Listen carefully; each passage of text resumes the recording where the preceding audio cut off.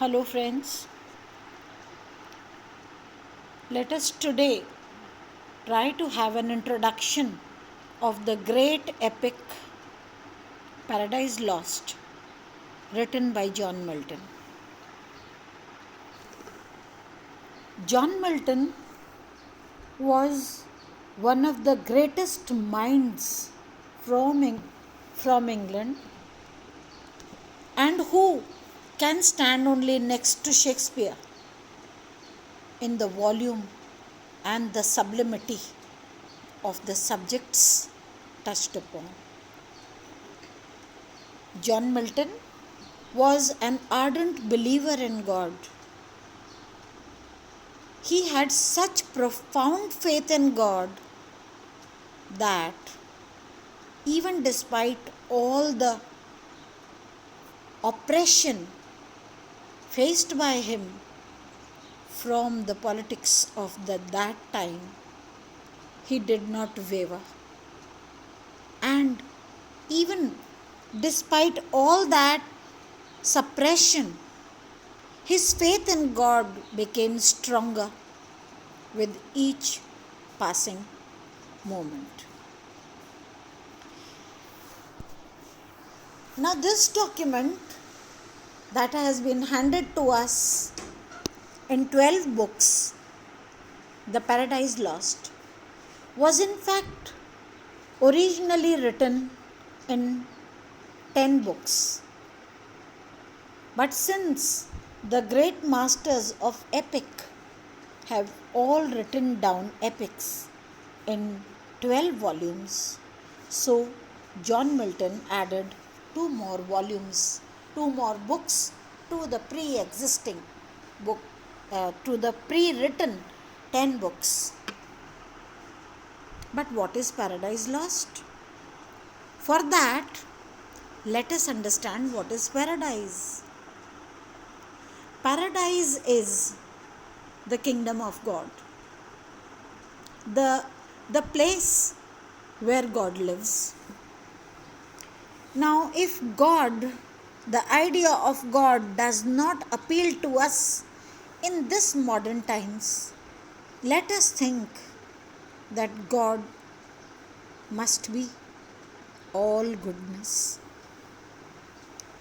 Whatever idea that we have of goodness ultimately converges into one word, that is God. Could be called by any name in different parts of the world and by different people. But paradise is a place where all goodness dwells. And this is lost, as the title suggests. Paradise lost. Happiness lost. Goodness lost. And John Milton would say something of why the paradise was lost. Why paradise is lost. Not just then, when goodness and a little bit of evil also propped up in paradise, but in all times. Goodness prevails, but evil also raises its head. What then can be the reason for any person to lose hold or lose possession or lose a share of that goodness which we all call paradise? John Milton, despite the suffering, nourished that staunch belief that we all are subjects of God, that God is just in whatever happens, and His ways are just also. For this, Milton talks about how disobedience to God can be the cause of losing the paradise. Later on, when we would be reading the great epic Paradise Lost, and since we'll be beginning with book 1, let us have the idea of what an epic is. Going by the very preliminary definition of epic, I would simply put myself in the shortest expression that I can. An epic is narrative of a battle. The two operative words here that I have spoken are that it is a narrative. That means it is the tale of a battle. Now, battle is not a fight that can take place between two people. Battle is of a very immense magnitude. When two armies war against each other, and armies so potent as gods partake, even gods are tempted to take part there. So this epic is the narrative of a battle. Where does the battle take place? Who are the participants? Who are the forces in the battle? The two forces facing each other, how are they given more strength, given more amplitude by agents on the battlefield? What are the reasons why the battle began? And who will have the immense power to write down what is happening happening among several people, between two parties in a very big place? Who will have that power to write it down?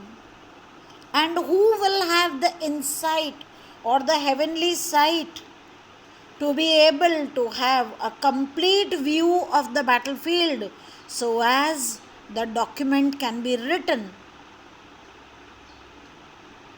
Must be a seer in his own might. So we will see the elements of epic. Let us narrow down the definition once again. We will see two warring groups. And for an epic, the two warring agents, the two warring groups, whatever their names be, always stand for the two immortal things, goodness and evil.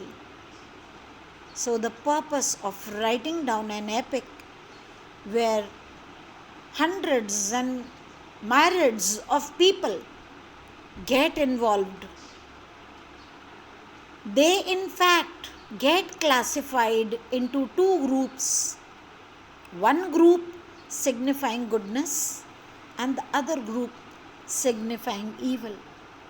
And the purpose of the epic is forever to state to stamp the victory of good over evil. Who here now, in this document, in this wonderful epic, and since it is an epic, and since it is so epic has to talk about the principal characters, the two characters confronting each other as embodiment of goodness and evil. Their whole lives are narrated. How their life began and how they ended is all documented. So it becomes a very, very big narrative. But since so much of volume could not have been put for us to study, so here, friends, you will be studying just book 1 for the purpose to bring home the idea to my students who have only book 1 prescribed. I would begin with this. But let me tell you that this book is very important because it introduces to us the idea of a paradise, the idea of the loss and the reasons of why one would lose a paradise. Also very important here is to mention, as we will later on read, that paradise could be a word fictitious about an imaginary place. But we will read that a mind is its own place and in itself can make a heaven of hell and hell of heaven.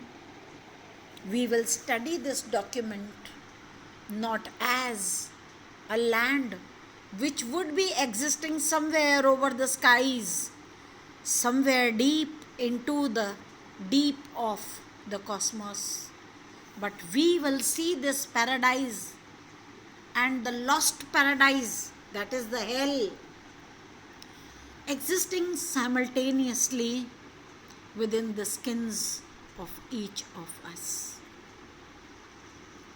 As I told you, the epic has the mission to bring home the idea that forever goodness will triumph over evil, so that we learn the fact, the universal truth, that goodness will forever prevail and vice would forever be defeated. Evil would forever be defeated. This faith is being projected to us by someone who suffered immensely in his times. How could he, and what could be the reasons, the personal reasons why John Milton would have documented this book will be the subjects of lectures at a later stage. And that is all for today. Try to see, try to locate, we all have to locate this paradise and this hell existing for us, by us, and around us. Thank you.